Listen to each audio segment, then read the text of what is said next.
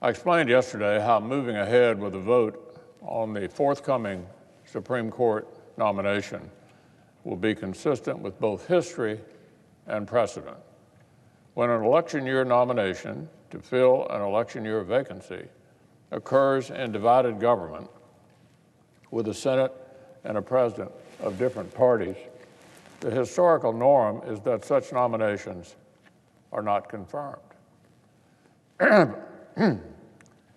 But the times this has happened after the American people have elected a Senate majority to work alongside a same party president, every such nominee has been confirmed, save one bizarre exception of a nominee who had corrupt financial dealings. So let me say that again. Except for Justice Abe Fortas and his ethical scandals, every single nomination in American history made under our present circumstances has ended in a confirmation, 7 out of 8. Now that's the thing about facts and history, Madam President. Angry rhetoric does not change them. Partisan finger-pointing does not alter them. Facts simply exist. They're there for everyone to see. History and precedent were on this Senate majority's side in 2016, and they are overwhelmingly on our side now. If we go on to confirm this nomination after a careful process, then both in 2016 and in 2020, this Senate will simply have provided the typical normal outcome in each scenario. Think about that fact, and then weigh it against the outcry and hysteria that is already erupting on the far left. Yesterday, the Democratic leader announced on the floor that if the Senate holds a vote on the forthcoming nomination, it would, quote, spell the end of this supposedly great deliberative body. Spell the end of this supposedly great deliberative body? That's what he said. It would be the death of the Senate. If a duly elected majority of the United States Senate exercises its advice and consent power as it sees fit, that's what Senates do. It's our job description. Presidents make nominations as they see fit, and Senate majorities either provide or withhold advice and consent as we see fit. But now our Democratic colleagues tell us that the Senate doing normal senatorial things would spell the end of this institution, whatever that may mean. Now, the Democratic leader is not alone in these pronouncements.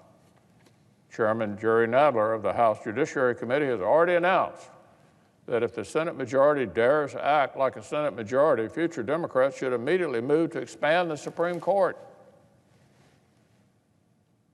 From another colleague, if they hold a vote in 2020, we'll pack the court in 2021. It's that simple. Speaker Pelosi intimidated on television last weekend she may consider launching a new frivolous impeachment simply to tie up the Senate's time. She said, we have our options. The junior senator from Massachusetts said Democrats must abolish the filibuster and expand the Supreme Court. The junior senator for Hawaii says all of these matters will be on the agenda. The senior senator for Connecticut says nothing is off the table. And just yesterday, former Vice President Biden himself refused to rule out that he might seek to pack the Supreme Court. Now, bear in mind, none of them assert this majority would be breaking any Senate rule by holding this vote. It's just that our Democratic friends worry they might not like the outcome. For some reason, they cannot bear to see Republicans governing within the rules as Republicans, doing exactly what Americans elected us to do. So they threaten to wreck the makeup of the Senate if they lose a vote, and to wreck the structure of the court if somebody is confirmed whom they oppose. It's been interesting to watch our colleagues try to recast their disturbing threats as somehow tied to this Supreme Court vacancy. No one should fall for this trick. Democrats have already been threatening these actions for months. This isn't anything new. Our colleagues now say that nothing would be off the table if a new justice were to be confirmed. They want badly for people to believe these are new threats that Democrats would take off the table if Republicans would just help them sink President Trump's nominee. Let me say that again. They want badly for people to believe these new threats that Democrats would take off the table if Republicans would just help them sink President Trump's nominee. Well, let me read another quotation. This is the junior senator for California speaking, our distinguished colleague who's now running for vice president. Quote, "We are on the verge of a crisis of confidence in the Supreme Court. We have to take this challenge head on, and everything is on the table to do that." End quote. Sound familiar? Of course it does. Madam President, our colleague made that remark in March of 2019. In March of 2019. These threats are not new. They have nothing to do with this new vacancy. Democrats have already been playing this game for more than a year and a half. It was more than a year ago that several Senate Democrats threatened the Supreme Court in a written brief. They said, quote, the court is not well. The court is not well, and perhaps the court can heal itself before the public demands it be restructured.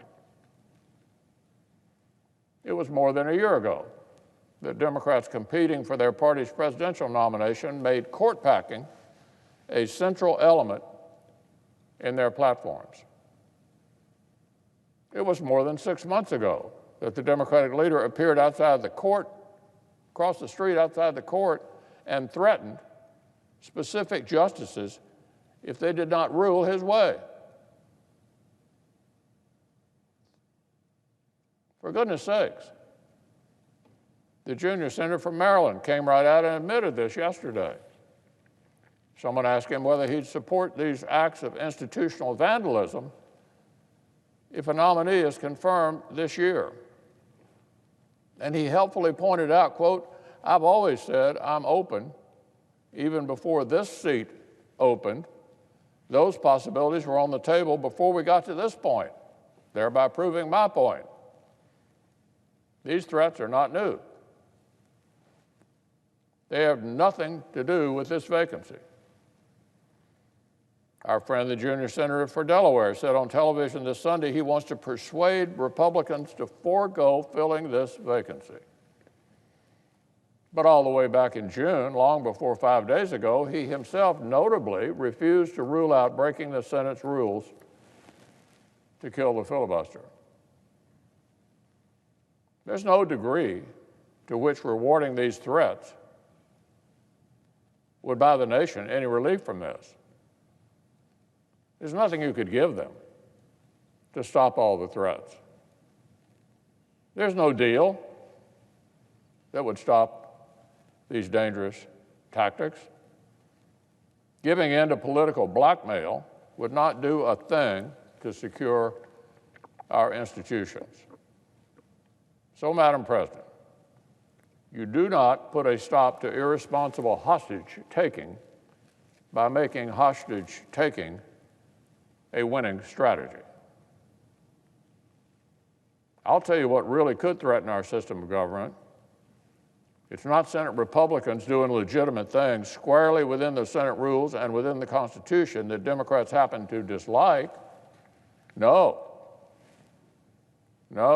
what could really threaten our system is if one of our two major parties continues to pretend the whole system is automatically illegitimate whenever they lose.